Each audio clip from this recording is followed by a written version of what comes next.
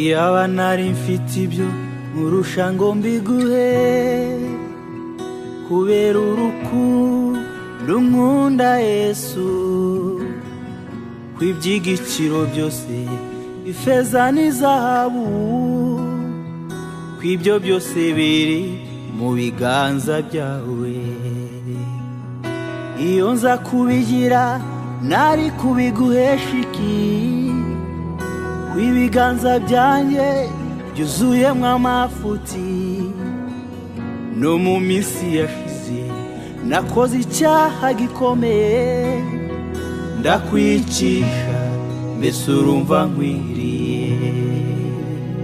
Nyuma yo gupfa warongeye urazuka, ntiwazukana inzigo uzukana imbabazi. Ngo mwitegereze iswa n'isoni z'ibyo nakoze, urambwira uti nshuti yanjye humura.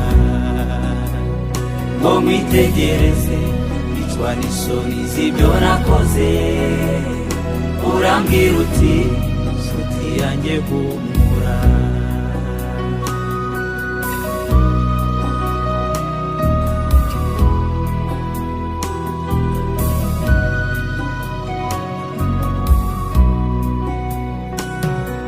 Ninjye wakwicishije,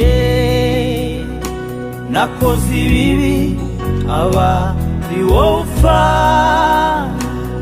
Sinzibagirwa ukuntu wakozwe n'isoni, ku manywa bakwambitse ubusa. Sinzibagirwa ukuntu wakozwe n'isoni, ku manywa bakwambitse ubusa. Ninde wakwemera kwambika ubusa mu ruhame ubushake bwe? Ninde wakwemera kwambika ubusa mu ruhame ubushake bwe? Wari wibereye mu mutuzo, ijuru ryose rigusingiza urudacaye. Wari wibereye mu mutuzo, ijuru ryose rigusingiza urudacaye.